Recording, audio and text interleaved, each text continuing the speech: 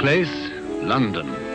The time, 1843. The season, that of jollity, of festivity and charity, holly and berries and goodwill to all men, with perhaps one exception. And it is with this exception that we are concerned in our story. The exception is Ebenezer Scrooge.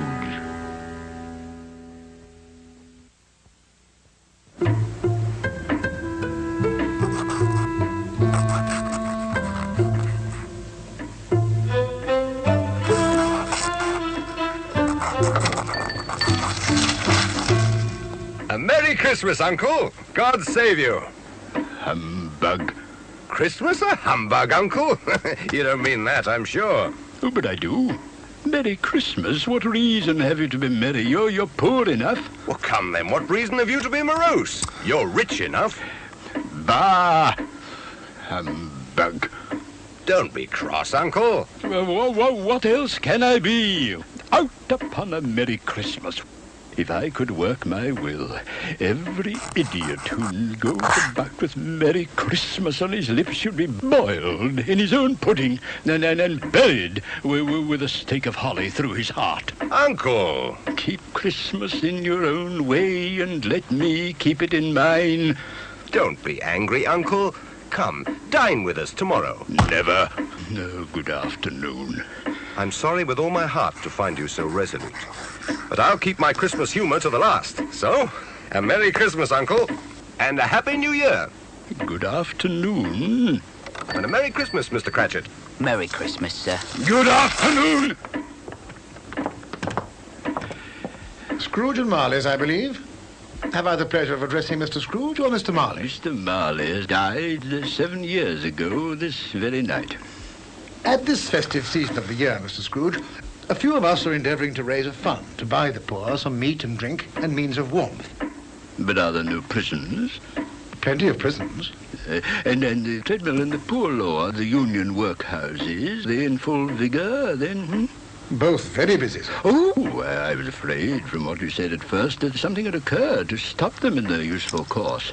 I don't make merry myself at Christmas, and I can't afford to make idle people merry.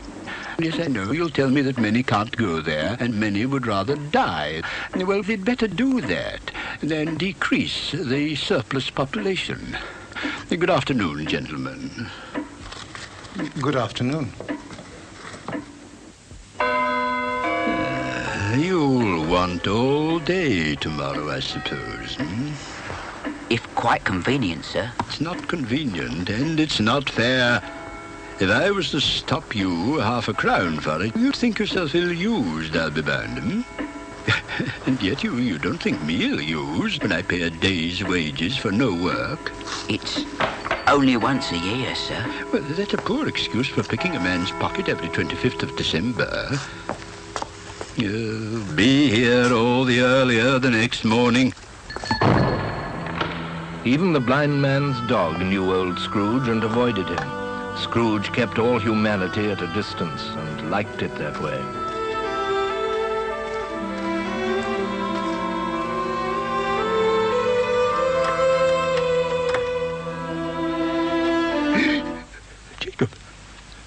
Jacob Marley.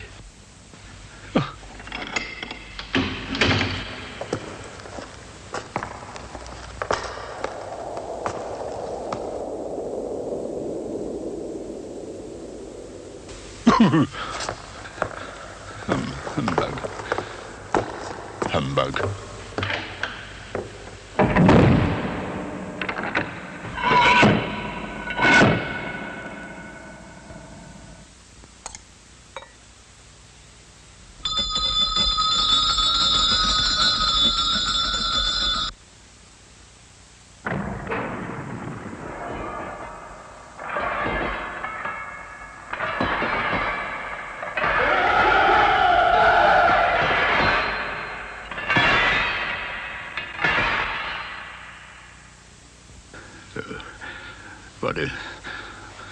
What do you want with me? Much. You don't believe in me. I don't. Because you may be an undigested bit of beef, a fragment of an underdone potato. There's more of gravy than of grave about you.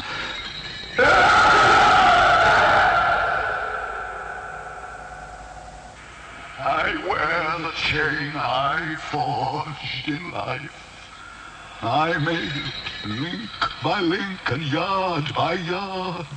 I girded it on of my own free will, and of my own free will I wore it. Now, you were always a good man of business, Jacob. Business! Mankind was my business.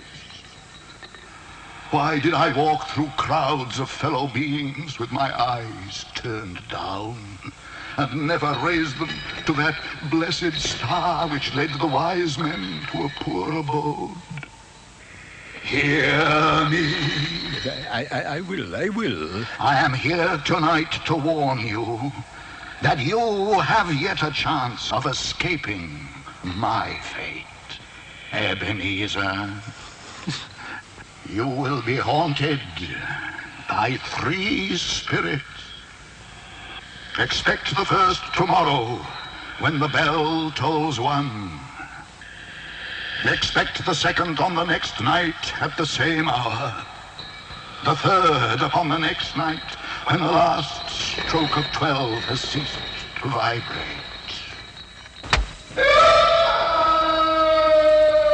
The air was filled with moaning phantoms. Their misery was plainly that they had lost the power to interfere for good in human matters.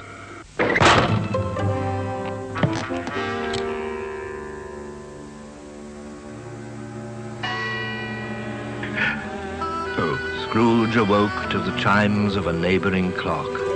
His room was flooded with light, and a hand opened the curtains of his bed. Are you the spirit, sir, whose coming was foretold to me? I am. Who and what are you? I am the ghost of Christmas past. Long past? No, your past. What brings you here? Your welfare. Rise and walk with me. Good heavens. I was a boy here. Your lip is trembling. What? And what is that upon your cheek? Nothing. Nothing. These are but shadows of the things that have been. They have no consciousness of us. The school is not quite deserted. A solitary child, neglected by his friends, is left there still.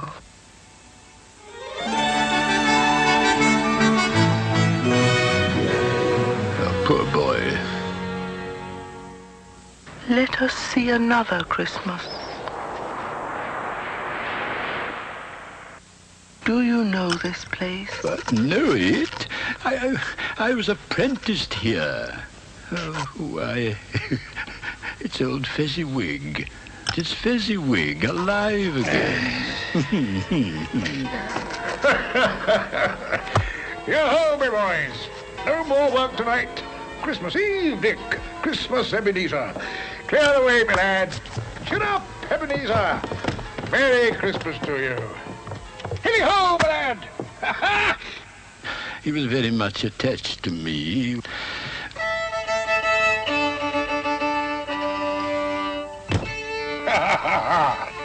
Welcome, everybody. Merry Christmas to you all.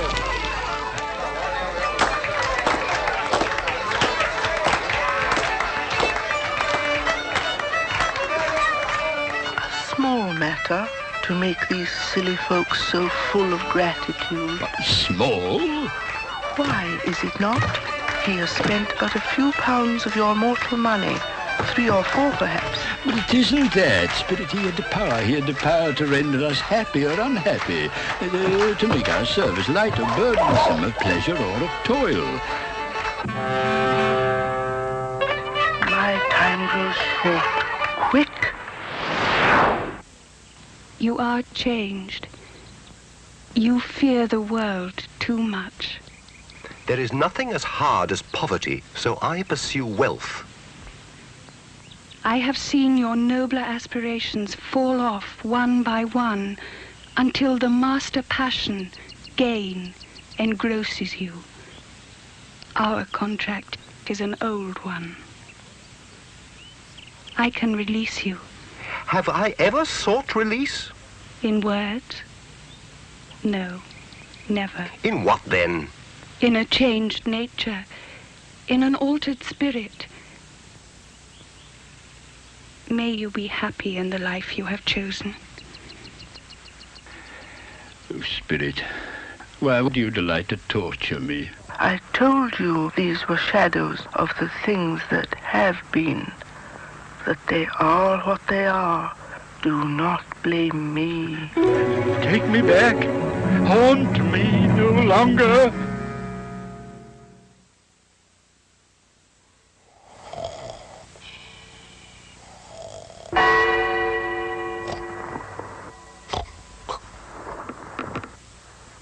Enter, Ebenezer Scrooge.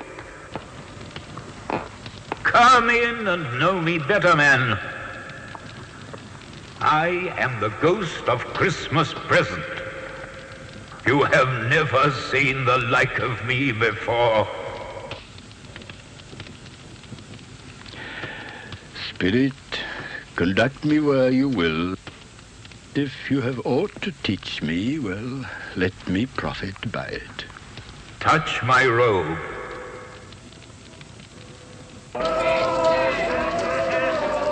As they walked, the spirit shed from his torch a few drops of good cheer on the passers-by. They stopped to bless the humble dwelling of the Cratchit family. And how did little Tim behave? As good as gold. He told me coming home that he hoped the people saw him in the church because he was a cripple, and it might be pleasant to them to remember upon Christmas Day Come on, Timmy. who made lame beggars walk and blind men see.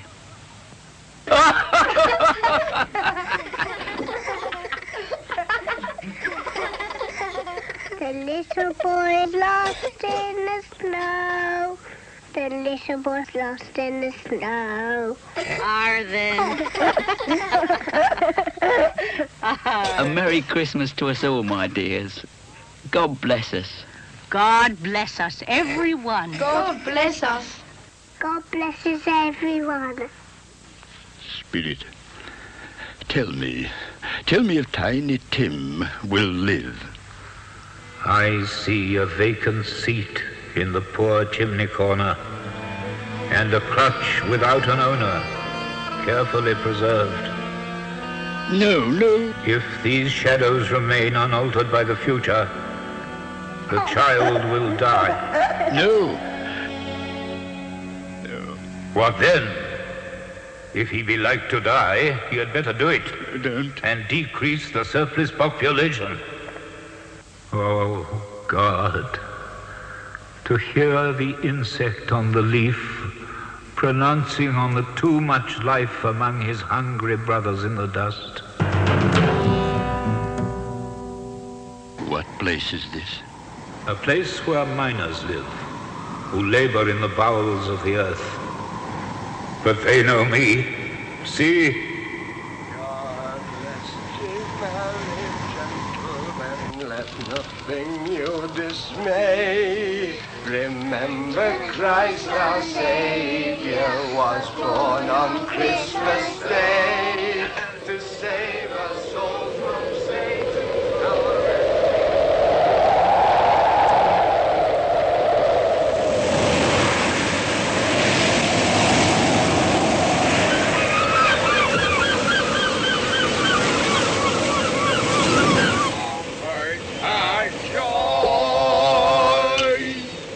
God rest ye merry gentlemen, let nothing you dismay.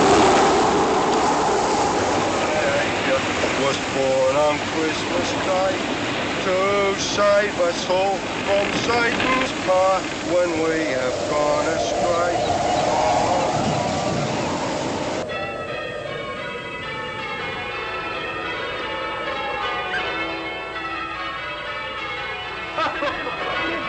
Uncle Scrooge.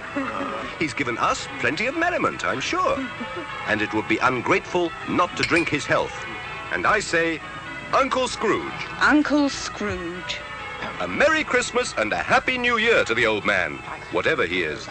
He wouldn't take it from me, but may he have it nevertheless. My life upon this globe is very brief.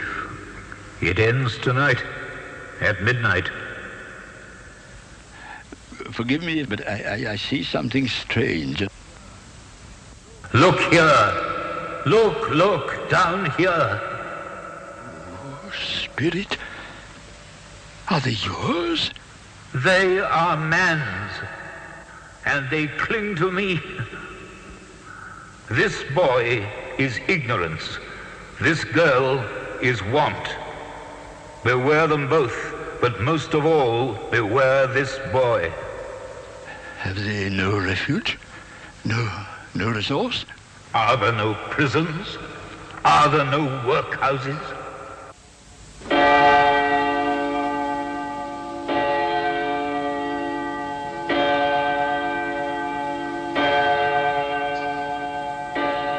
am in the presence of the ghost of Christmas yet to come. You are about to show me shadows of things that have not happened, but will happen in the time before us. Is that so, Spirit? Ghost of the future, I fear you more than any spectre I have seen. But as I know your purpose is to do me good, lead on, Spirit.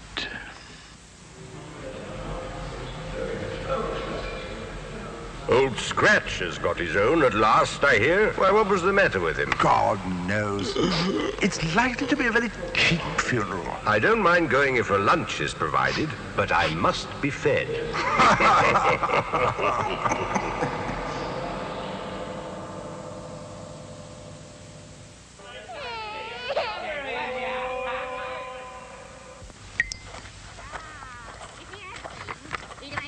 To look after him when he was struck with death.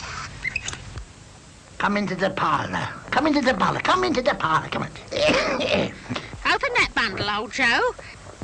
What have we got here? His blankets. Bed curtains. You don't mean to say you took them down, rings and all, with him lying there? Yes, I do.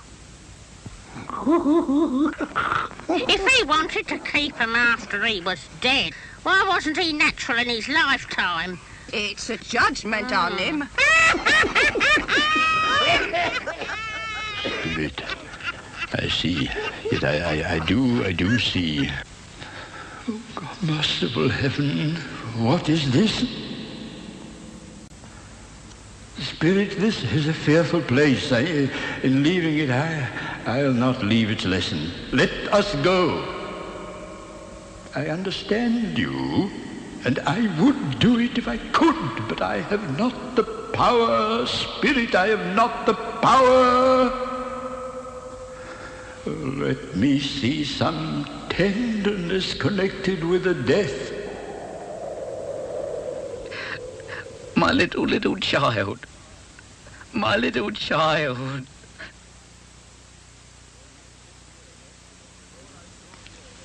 Before I draw nearer to that stone to which you point, answer me one question. Are these the shadows of the things that will be, or are they shadows of the things that may be only? Am I the man who lay upon the bed? No, Spirit. No. Spirit, I'm not the man I was. Good Spirit, assure me that I may yet change. change these shadows you have shown me by an altered life. I will not shut out the lessons that they teach.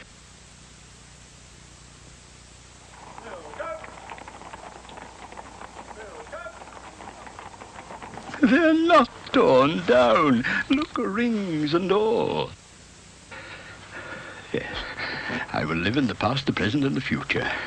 Oh, Jacob Marley, heaven and the Christmas time be praised for this. I just don't know what to do.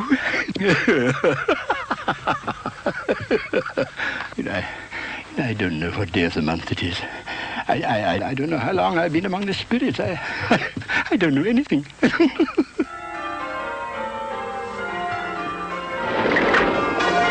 Hello, hello. What's today? Hey? An intelligent boy. Oh, a remarkable boy. What's today, my fine young fellow? Today? Christmas Day. It's Christmas Day. It's Christmas Day. And I haven't missed it. The spirits have done it all in one night. Well, they can do anything they like. Of course they can.